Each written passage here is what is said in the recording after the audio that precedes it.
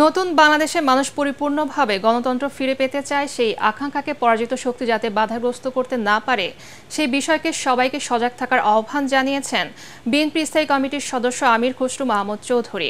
স্বৈরাচার সরকার পতনের 1 মাস পূর্তি উপলক্ষে ঢাকা রিপোর্টার্স ইউনিটিতে এবি পার্টে আয়োজিত আলোচনা সভায় তিনি বলেন, অন্তর্বর্তীকালীন সরকারকে দেশের ঐক্যের মাধ্যমে দেশে সংস্কারের কাজ শেষ করতে হবে।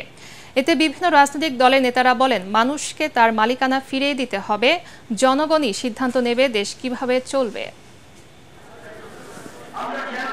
মানবিক রাষ্ট্র, কিন্তু নির্যাসটা একটাই। আসলে এটা এখন বাংলাদেশের মানুষ তার রাজনৈতিক, সাংবিধানিক, গণতান্ত্রিক অধিকার ফিরে পেতে চায় পরিপূর্ণভাবে।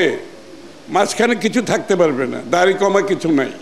আজকের অন্তর্বর্তীকালীন সরকারকে ঐক্যবদ্ধভাবে জাতীয় ঐক্যের মাধ্যমে আমাদেরকে সমর্থন করে এই কাজগুলো সম্পন্ন করতে হবে।